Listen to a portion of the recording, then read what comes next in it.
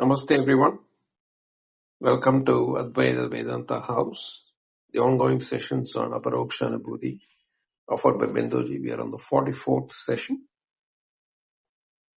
Binduji is using as a reference the text from Swami Vimuktananda, which is an English literal translation. The other text is pinned in the chat, which is from Acharya Vidyaranya, which is completely a Sanskrit version. So the offering here is Binduji's deeper interpretation of Aparokshanubhuti. The replays are for all the 43 rooms are available in Clubhouse or through the YouTube link pinned in the chat. You can access them and listen to them. For housekeeping session, housekeeping few items here. We'll close down the chat and the hand raising. And after an hour, we'll open it for discussions for about half an hour. Over to you, Binduji. Thank you. Thank you, Prakash. Namaste and welcome everyone. Let me do the invocation. Om Namo Brahma Dibhyo Brahma Vidya Sampradaya Kritrubhyo Vamshi Rishibhyo Mahadbhyo Namo Gurubhyaha Shruti Smriti Purana Nam Alayam Karunalayam Namami Bhagavad Padam Shankaram Loka Shankaram Shankaram Shankaracharyam Keshavam Badarayanam Sutravashi Kritau Vande Bhagavantau Punah Punaha Ishvaro Gururatmeti Murtiveda Vibhagine Vyomavat Vyapta Dehaya Dakshinamurtaye Namaha. Om Shri Gurubhyo Namaha. Aparokshanubhuti. Sri Harim Paramanandam Ubadeshtaramishwaram Vyapakam Sarvalokanam Karanam Tam Namamyaham. So, up to the 126th verse, Acharya Shankara has taken us through step by step from the de-identification of the body, mind, intellect and the process of śravaṇa-manana-nididhyāsana. Then he has taken us to the next step of Advaita Vedanta Yoga Marga, where Yama, Niyama up to Samādhi, which are the 15 steps, have been enumerated with a different meaning, not like what is there in the Patañjali Yoga, Raja Yoga. So having explained all those things, there is nothing more to be explained. But as a true benevolent teacher, he has now listed in the next 3 verses the probable pitfalls which can, deviate us from achieving our goal. These pitfalls are what you call camouflaged in different form, and we are not equipped to identify them when it is happening. So it's very important for us to know where we are getting deviated or where we are likely to get deviated. So identify them, each one of them, we will go through that. So the 27th and 28th, 127, 128 verses are the two where these are being listed out by Acharya. Samādhau kriyamane tu vigna anyayanti vaibhalat anusandhana rahityam alasyam vogalalasam laya tamascha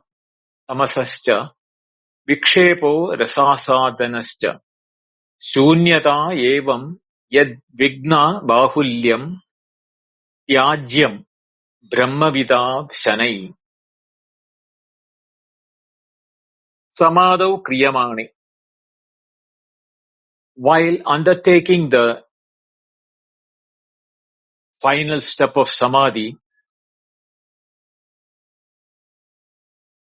the pitfalls which are being listed are Anusandhana-rahityam, one.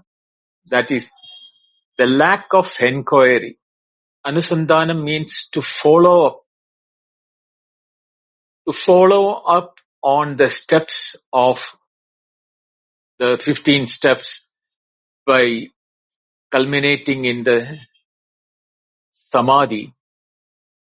If that is not being Anusandhana, means followed up properly, that is called Anusandhana-rahityam. That means we are not doing it as our regular practice. Once in a while we practice it and think that, that will achieve the result. It is not the case. Asupte amritam kalam Vedanta chintanam kuryat. That is the statement. That asupte means until we fall asleep in that the day is closed. Amrute means until we die. In both the cases, that means there is never a moment which is left out. From only the time which we cannot do it is when we are in our deep sleep. So, asupte amritam kalam. These are the two things which is being mentioned in the Vedanta Shastras. Vedanta chintanam kuryat. We have to continuously do the śravaṇa-manana-nididhyāsana. So that is what is called anusandhanam. And if it is not there, that one is called anusandhana-rahityam, number one. Number two is alasyam, idleness. Alasata. Alasata means today I don't have the mood to do it. Let me skip it today. Today my body is aching. Let me not do it. Today I'm feeling sleepy. I'm not doing it. Today my stomach is upset. I'm not doing it. Today I don't have time. I don't do it. These are all the alasyam. We are finding excuses for not doing it. The third one is bhoga lalasam. This is bhoga means enjoyment, sensual enjoyment. Lalasam means indulgence. The desire to indulge in the sensual enjoyment and not do śravaṇa-manana-nididhyāsana is another deviation which can take people. Because when we are in the sensual engagement, we do not think about ourselves or our problems. Because sensual enjoyments are temporarily giving us happiness.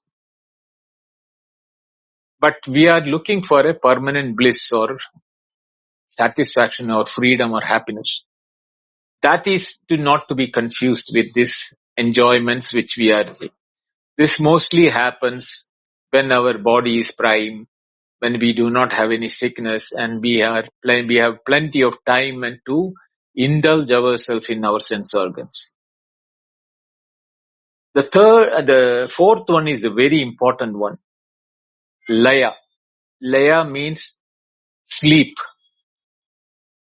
When we think that we are sitting for meditation and there is no chitta vritti, actually the mind has become quiet. This is a very crucial thing. We do not know whether we have gone into a slumber or a sleep or whether we are in meditation. So we have to be very alert on that. I'll explain this when I explain the Vidyaranya's commentary on that. It is very detailed there. Tamas is the dullness, lack of inertia, energy to undertake this practice of śravaṇa-manana, etc. Then next one is vikshepa, distraction. We get distracted due to not only to the sense organs and enjoyment, our internal turbulence in the mind, when we are agitated, when we are angry, or when we are having sorrow, all those type of emotions when we are there in the mind the mind is called in a state of vikshepa or a distraction. So when that is happening also, we will not be able to successfully do this. Rasa-swada, that is tasting of joy. Now here we have to differentiate between engagement in the sensual enjoyment and tasting of joy are not the same. This tasting of joy, what is being referred, is a sort of bliss-like feeling we get when we get elevated levels of experiences. But it is time-bound. There is a beginning for it and there is an end for it, which we are not able to think. We think that when we get a glimpse of our, nature, or that we have, achieved our goal. No. That is called, what is called rasaswada. Then next one is shunyata. The chitta-vritti nirodha of the Patañjali thing is the, what you call, stunning the mind. That stunning the mind leads to blankness. There is nothing in the mind. Mind is not in a state of amani bhava, but it is in a state of shunyata. This is what the Buddhists are mistaking to be a realization. Even in the Zen Buddhism, where they use koan, etc., the result can be shunyata. It is not that they don't achieve it, but most of the time it will be shunyata. The shunyata will give a sense of achievement that there is no thoughts in the mind, which is the chitta-vritti nirodha. So that also has to be observed and avoided. Cha vignani vai balat ayanti. All these type of obstacles indeed come by default. They appear by default or by force. Evam yat vigna bahulyam. Vignanam bahulata. That is that vigna bahulyam. Various obstacles. The important ones are listed here, but there are many to it. Tat brahmavita shanai tyajyam. Those who are seekers of Brahmavida. Brahmavida means those who are seeking Brahman. Shanai means slowly. It is not that by force. That is the word shanai has to be understood. It is, they cannot be removed by force. Because they are all, they creep in without our knowledge. All these obstacles creep in without our knowledge. But when we are aware of it, alert of it, that is a uttishta jagrata, when that aspect is there in us, alert and awake, then these things can be avoided without, bringing perturbance or disturbances in the mind. Vidyaranya has given for the verse 127, akhaṇḍa-eka-rasa-brahma-svarūpa-tvena avasthāna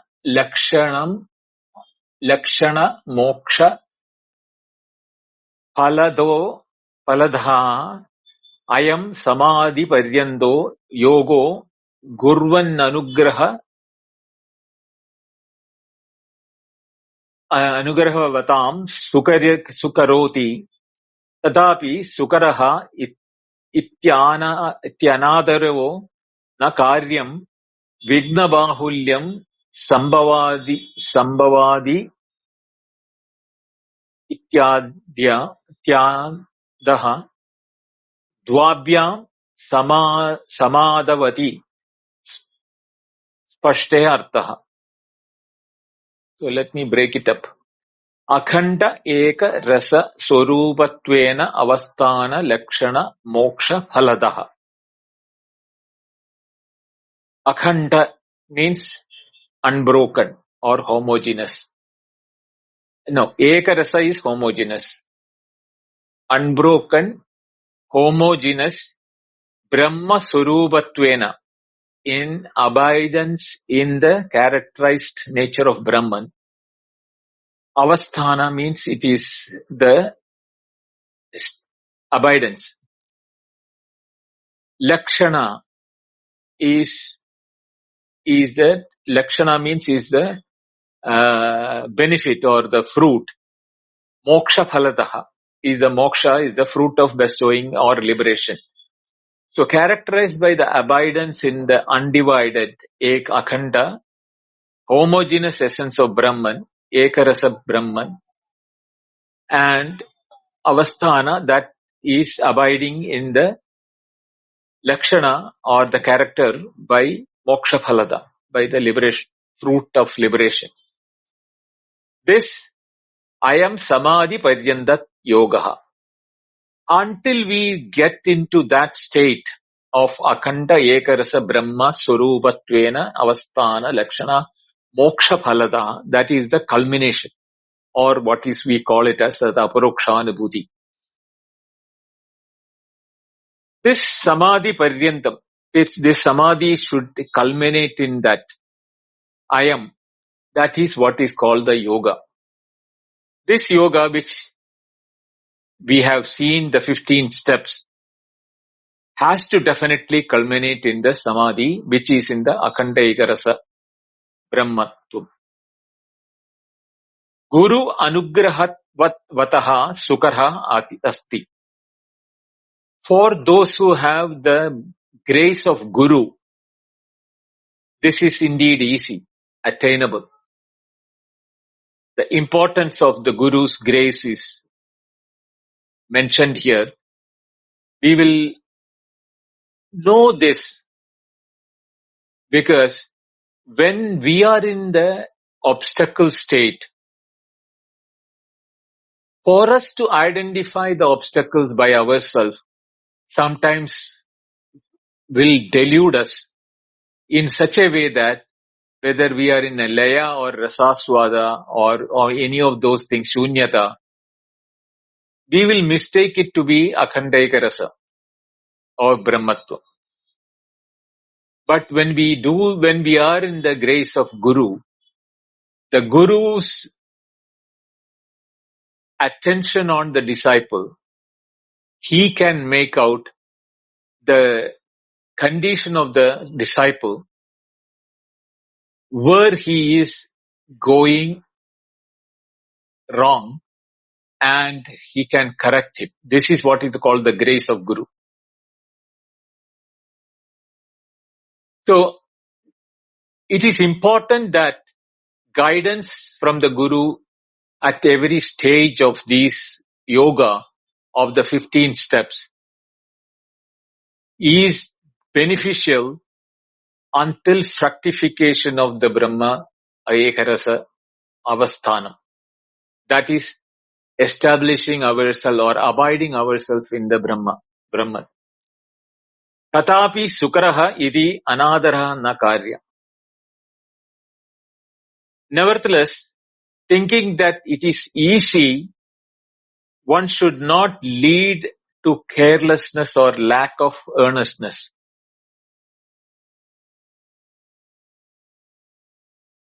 Tatapi means nevertheless. Sukaraha iti, so like it is easy, there is anādara na karyaha. Karyaha. Anādara means disrespect or lack of earnestness, carelessness, etc. should not happen on our side. Vigna bahulya sambhavat. Because many are the obstacles. As I listed there, much more are being listed by Vidyaranya. So when we go through each one of them, we can see that where we are stuck in our growth or in the process of achievement. Ityadhyabhyam samadau idi sprashtartaha. Thus, with these two reasons, mainly the Guru's grace and obstacles, when we know these two things, the point about Samadhi will become clear. What is the end goal of Samadhi? The akhaṇḍa-eka-rasa-brahma-svarūpa lakshana. That will become achievable and we will be landing there by avoiding the obstacles with the grace of the Guru. So, the culmination of Samadhi, as I told earlier, is the akhaṇḍa-eka-rasa. But in the Patañjali thing, yogic, it is called a trance. The meditation ends in a trance, but he will never know what is akhaṇḍa-eka-rasa. There is a lot of effort in the Patañjali yoga by pranayama, pratyahara, asana, dharana, dhyana, samadhi, which is different from Advaitic thing. So what happens is that there is a lot of effort in it. You have to put in a lot of effort and attention and physical torture, etc. But whereas Advaitic yoga, samadhi, is effortless, it is a natural abidance in our own true nature, which is nothing but Brahman-consciousness. Where awareness is non-dual and uninterrupted. Eka-rasa, non-dual. That awareness which we have, there is no experiencer and experienced.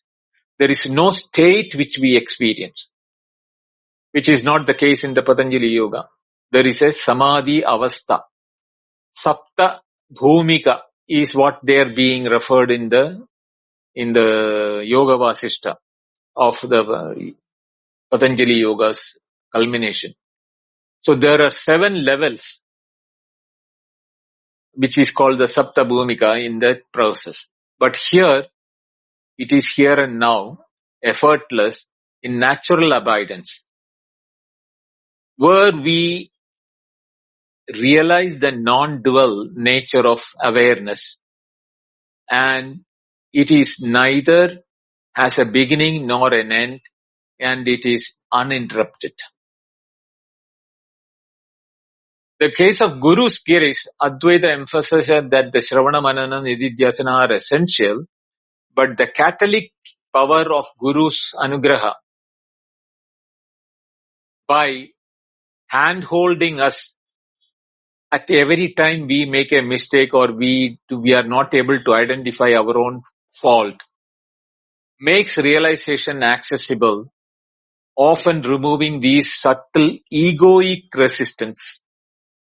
In all these states, we will develop an ego, even though they are obstacles, by misunderstanding them to be the achievement of culmination. Each stage, there is a potency for ego to be developed, thinking that I have achieved. Caution against these complacencies are very much addressed and jerked out by the Guru. Even though realization is in one's very nature, seekers are often warned and we are told not to trivialize or dismiss the practicing aspect of śravaṇa-manana-nididhyāsana. Because the habitual tendencies like vasanas, which are, inborn in us, can lead us into either mental restlessness or the worldly distraction. These type of things are prompted by the vasanas. It can be even slumber. We have to bring a balance between the natural ease of doing, at the same time an alertness or a vigilance in this path. It's easy, but not casual. Effortless in the sense, it is our natural Swarupa. It is already there. We don't have to do anything specific to be what we are. Yet, requiring vigilance until we are not fooled by the obstacles or our old habits. And stability in our Swarupa becomes firm. That is Pratishtita. The Pratishta, Atma Pratishta. We established in the Atma. We are the Atma, but we are not established in Atma. That is why we go through the Jagrata Swapna Sushupti. When we are in the Pratishta, we are abiding in the natural awareness. Then the Jagrata Swapna Sushupti is not me who is going through Jagrata Swapna Sushupti. That will be our experience. They will be seen as fluctuation of awareness, but there is no I-ness attached to that, or the ego not attached to that. Otherwise, Shankaracharya could not have written the Bhashyas and had established mathas and everything, which was a part of the Jagrat job activity. Having realized the non-dual, proclaimed about it, preached about it, wrote the Prasthanatrayi commentary on it, he still had the Jagrata Swapna Sushupti going on. And whatever happened in Jagrata Swapna Sushupti and abidance in his own self are two different things. So, the obstacles traditionally listed in the nature of, in the Advaita, or during Nididhyāsana and Samādhi are, the most important is the laya. As per the potency for us to get confused. Laya is mental proper or a sleep-like absorption. We are aware, we are meditating, but see, this is a very tricky thing. We are aware, we are thinking that we are meditating. At the same time, we are unaware of our self, our nature of self. So this is a tricky situation where we think we have achieved that stillness of the mind, but actually the stillness of the mind is the laya. Because mind becomes dull and sinks into some sort of a blankness or nothingness, rather than remaining alert in awareness. It will appear to be peaceful, but it is not peaceful, but it is a state of unconsciousness, and it is not a realization. But when we are abiding in Brahman, we will be having a awareness, wakeful awareness. It is in Jagrat Swarupa. It is in Jagrat, because this is only applicable to Jagrat, because in Jagrat only moksha, practice, everything is possible. So it is the Jagrat, but the Swarupa of the Jagrat entity, not the ego of the Jagrat. We all have the ego in the Jagrat, identifying with the body, mind, intellect. But there is a Swarupa for the Jagrat, which is the self. That is the alertness and awareness, which observes the entire Jagrat experience as unreal and an appearance in awareness. But the moment you bring in reality to the experience of Jagrat, it can happen only when your identification with the ego as I am the waker and I have the experience of the waking. When we are in the Jagrat Swarupa, the wakeful awareness, we are not the egoistic individual, but we are in the Jagrat Swarupa. And it is not the laya, which is the blankness or stupor or what you call unconsciousness. It will appear to be peaceful. Even Atma is peaceful.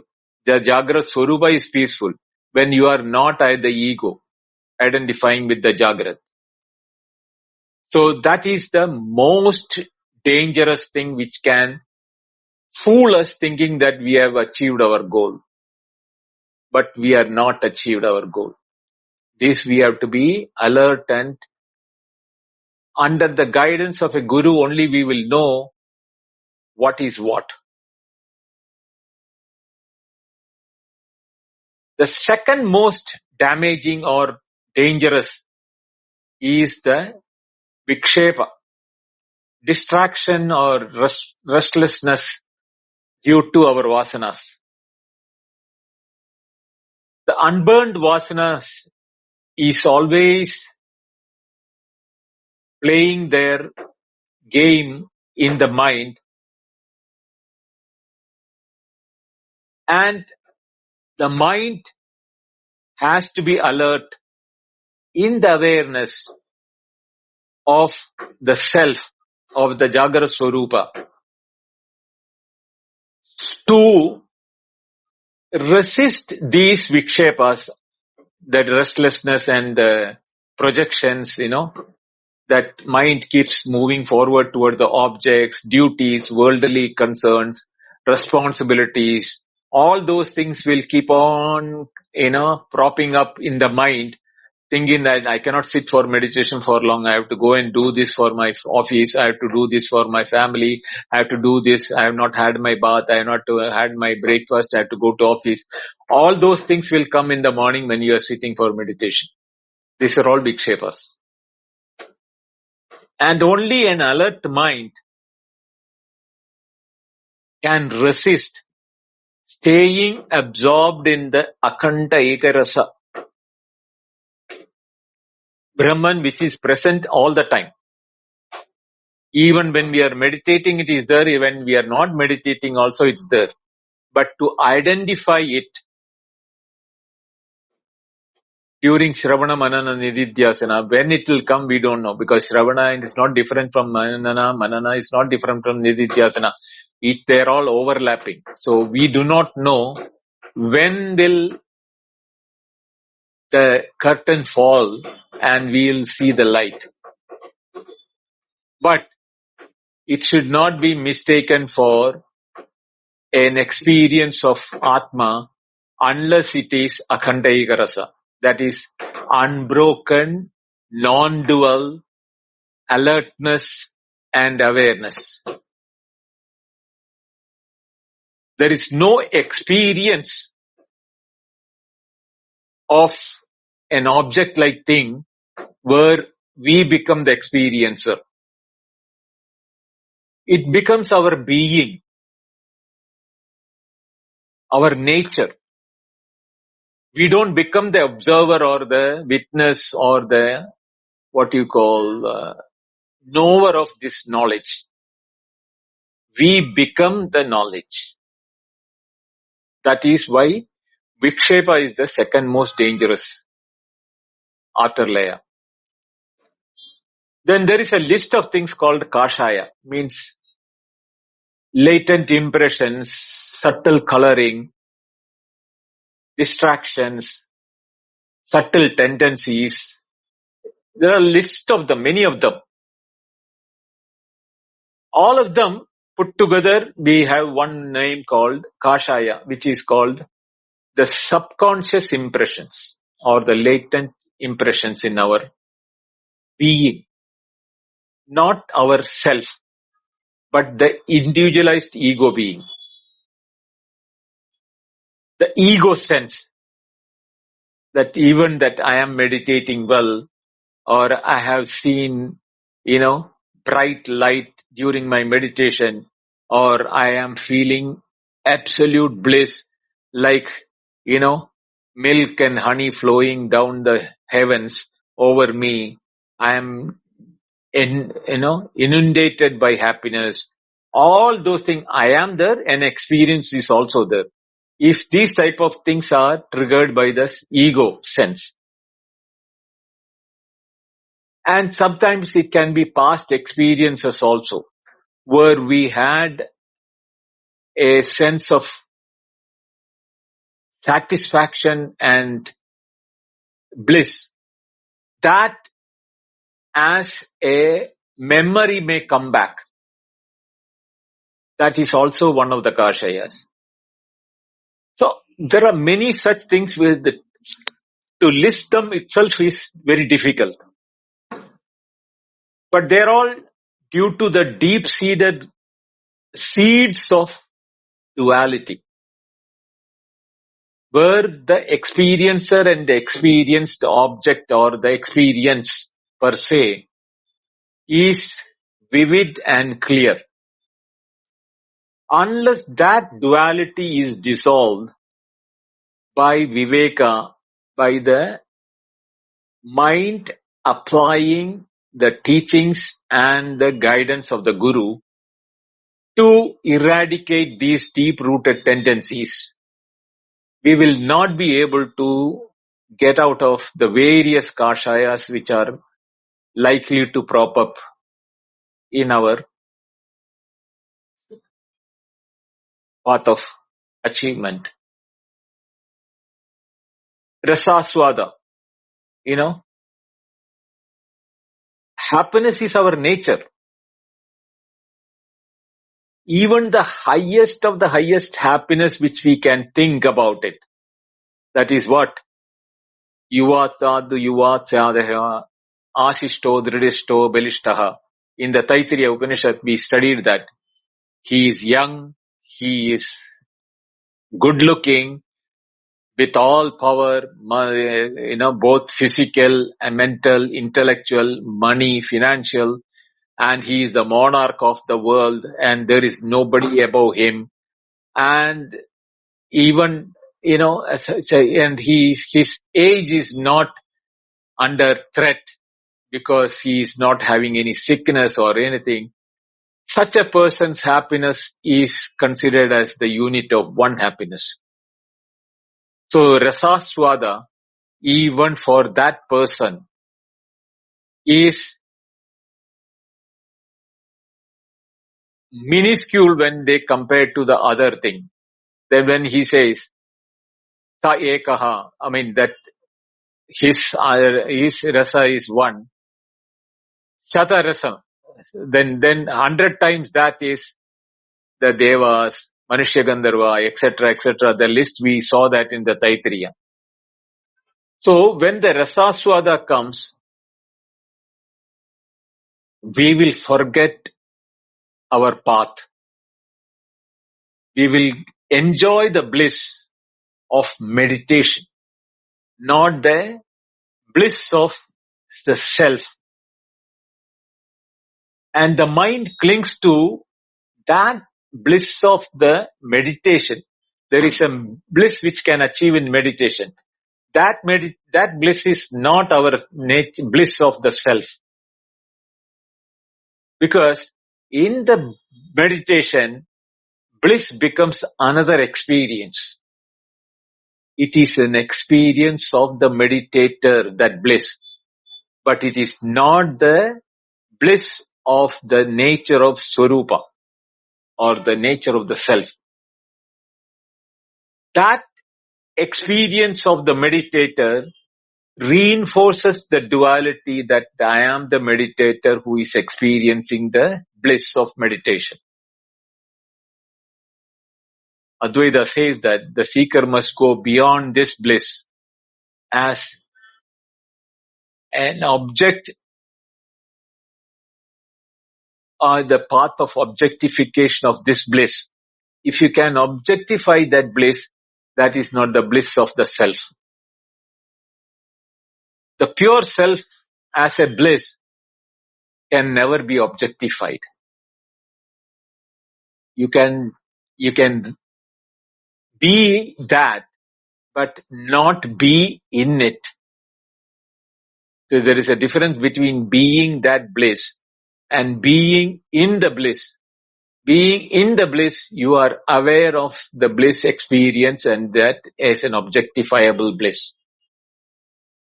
So this is one thing which rasaswada we have to avoid.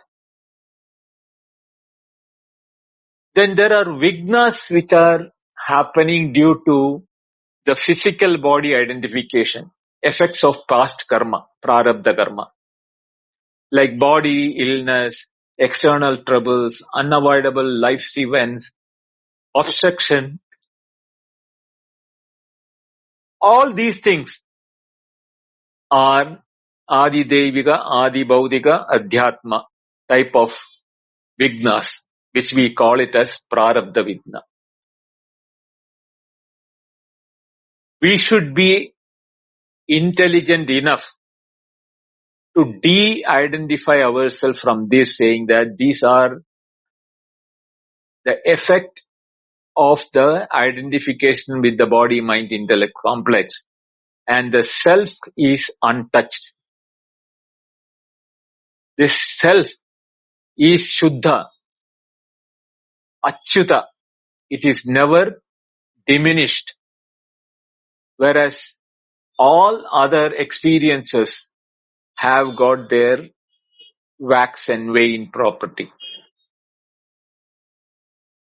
And when this happens to a sadhaka, the absorption and the vigilance and the alertness of the awareness will become weak.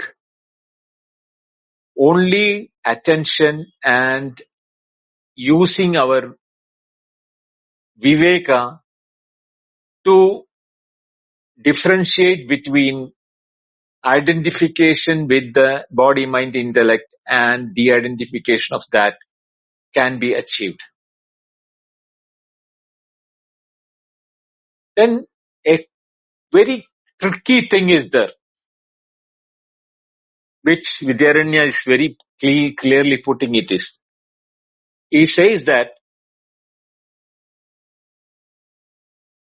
ahankara Brahma,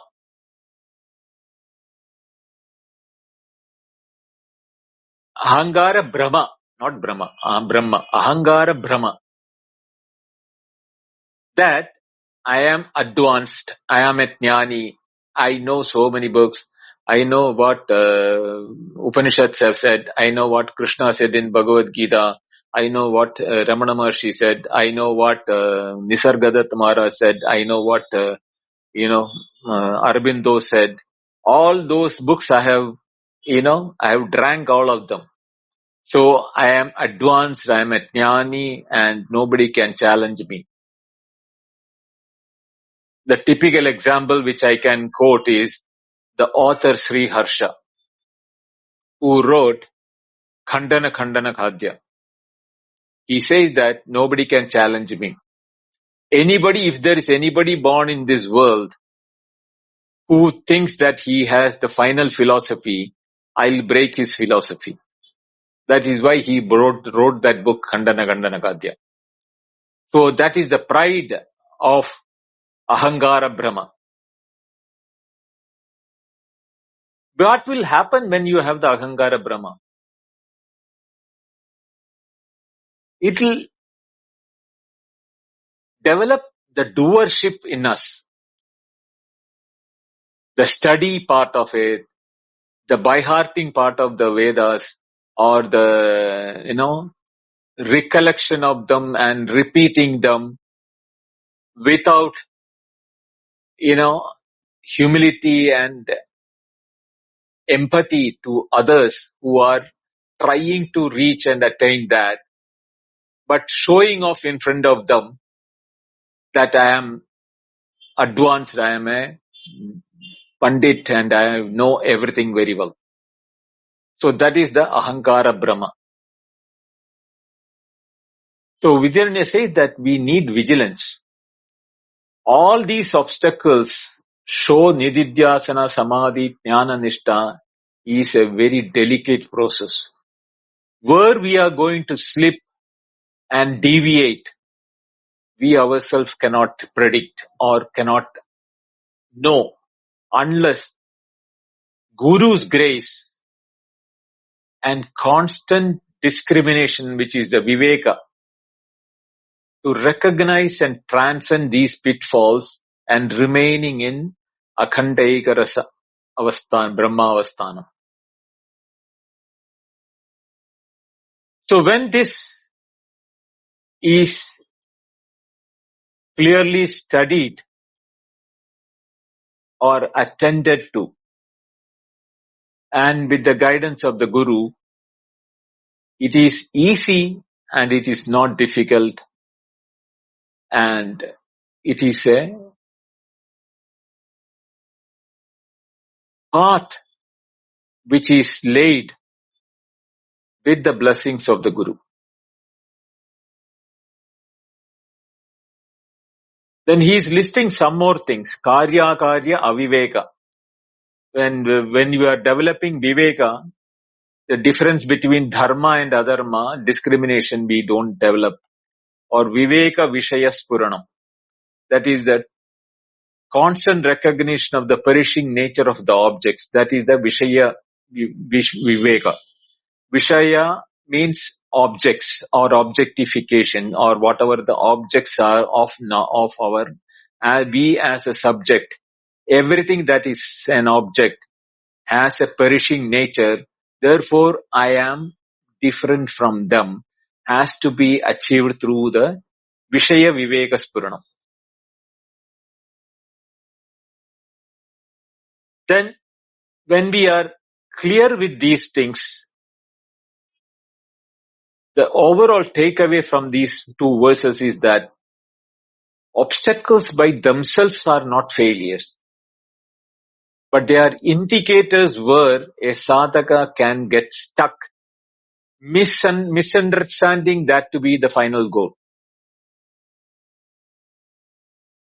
With the grace of Guru, when the akhaṇḍa-eka-rasa becomes steady and we abide in that Brahman, transcending these obstacles, then the bliss of Atma, contrary to the bliss, voidness and stupor, restlessness, which are the failures, not the failures or impediments in between, we should understand all of them belong to the mind. And the self is not the mind. The self is always alert, suprakasha, luminous, and achyuta, never has a waxing and waning. Eka-rasa, that is why the word akhaṇḍa-eka-rasa.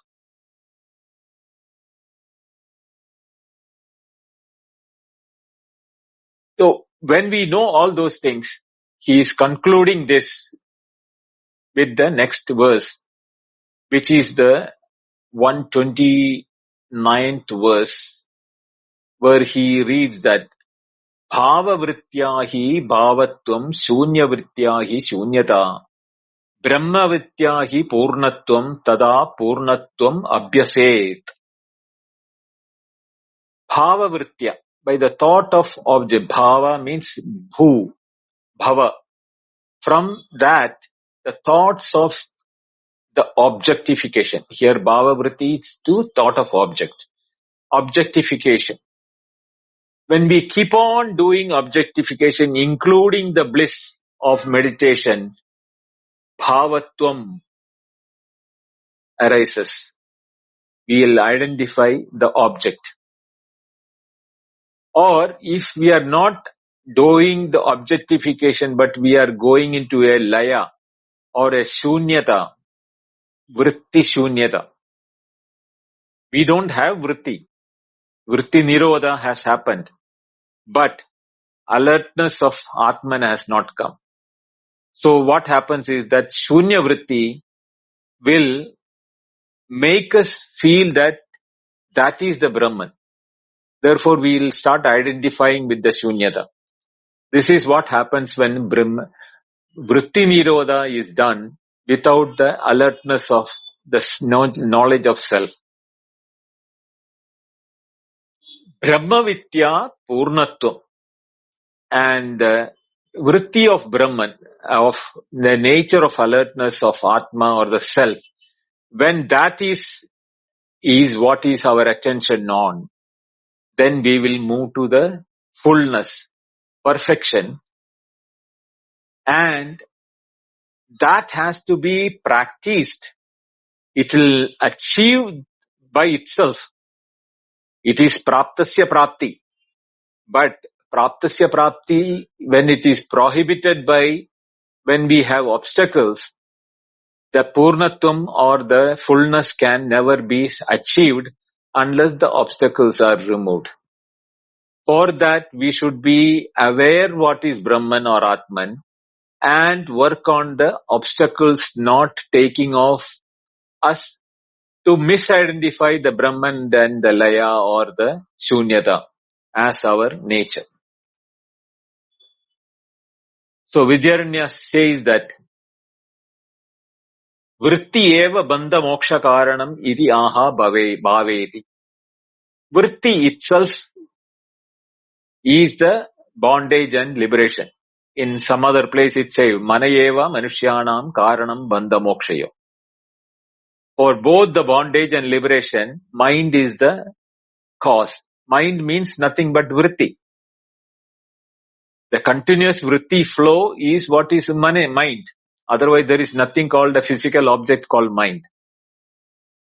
Bhava vrittya, with the positive object orientation type of a vritti, like gadadi akara vrittya, bhavatvam tanmayatvam bhavati.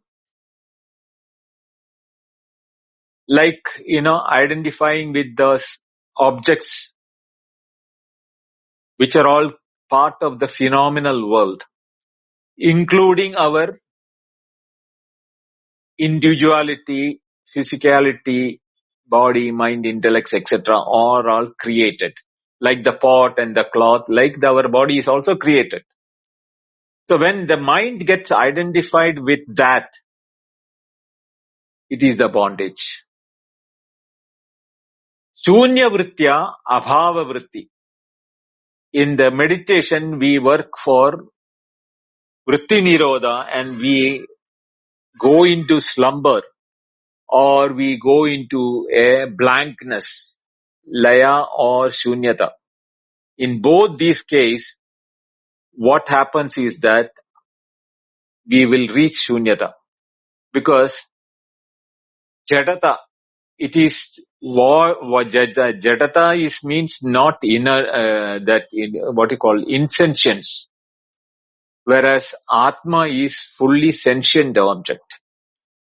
So we are not being alert into sentience, but we are being what you call sunk into insentience and voidness. Iti loka prasiddhaha tata brahmakara vrittya purnatvam iti vidvat prasiddhav.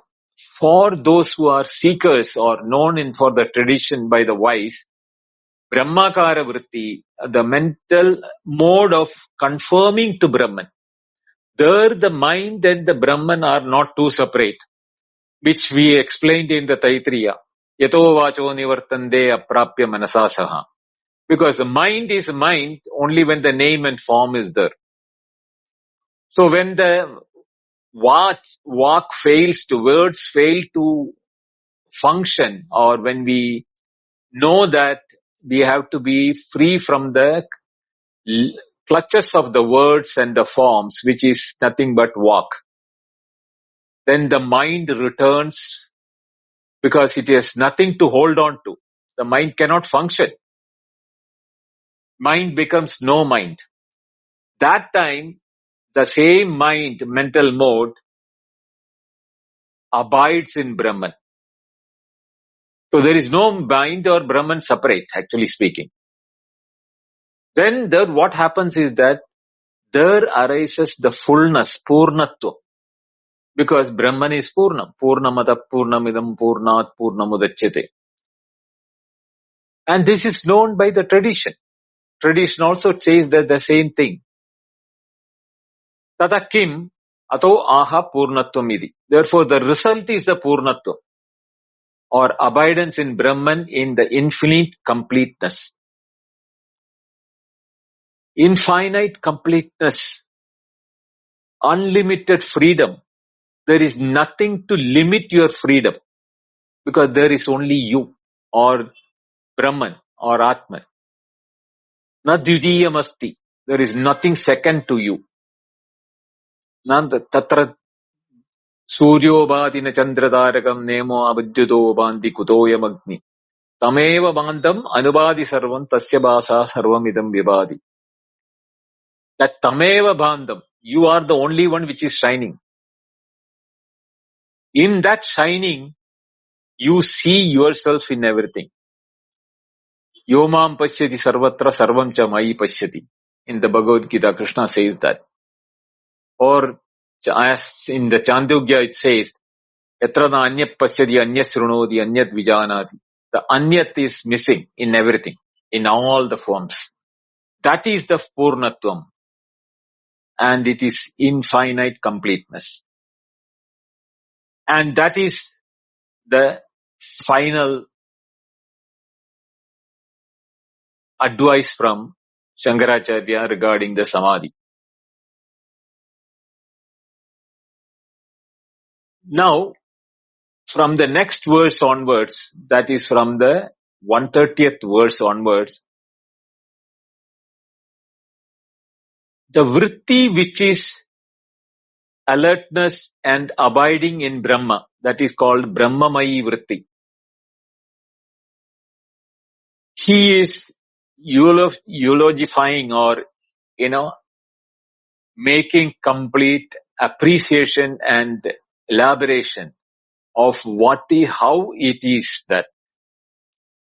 See, we should be told what it is. Then only we will know whether we are right or wrong. So here is the Guru's grace which will be flowing on to us when we study the verses from 130 onwards, to identify and know what it is finally like to be abiding in Brahman. I'll take it this in the Friday's class.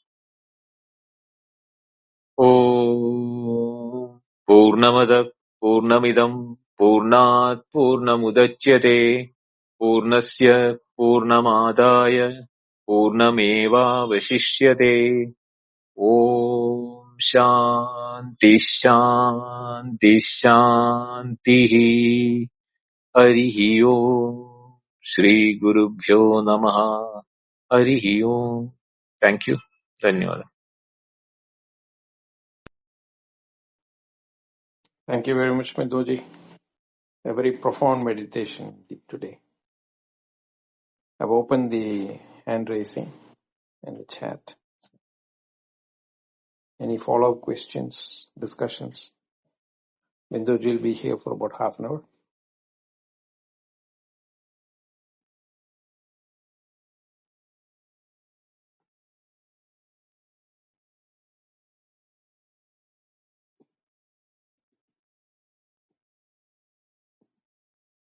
Medoji, can I ask you a question? In in your own practices,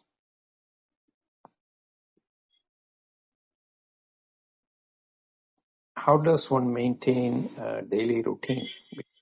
There is no, the path of yoga or Raja Yoga, or, all the practices. There are certain rituals. So here, how does one maintain a daily practice, Medoji? Do you have a pointer? Yes. I have done this pointer when I took Kenopanishad. Pratiboda viditam matam amritattvahi vindate. If you want amritattvam or eternity or the infinite completeness, you have to practice pratibodham. Every experience, whether it is in the waking, dream or deep sleep, if we are alert and harp or sharpen our attention to the awareness aspect in that experience, the subject, the object are hung in awareness. They are suspended in awareness. And if awareness is not there, neither the subject nor the object can exist. So, turning our attention to that awareness in every experience, even when we are having the subject-object, it is not that in the waking, dream or deep sleep, this aspect of subject and object will not happen. While that is happening, instead of identifying with the subject, understanding that subject is in the awareness of Atman, not the ego. The subject is the ego's role, but that identification that the subject, even the ego, is a object-like thing suspended in awareness. Without that, even the ego or the subject cannot exist. The objects are also similar. That is when you have the identification with the subject and object being one and the same, have both being the same nature. Only the names and forms are different. When you identify, when you acclimatize that and become part of your swabhava or your nature to be abiding in that awareness, this becomes easy for us to do. That is the only way in which you can do that. There is no other way.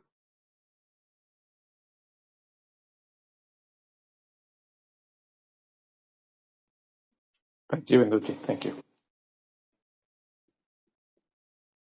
Thank you. Jai Ganesh Prasad, Rajinder, Jesse, Break, Vinod. If you have no questions, I think I'll take a rest early. We'll meet on Friday. Okay. Thank you all. Yes. Hari Om. Hari Om. Thank you. Thanks, everyone. We'll meet on Friday for the 45th session of Aparokshanubhuti. Yes. Thank you all. Hari Om. Good night.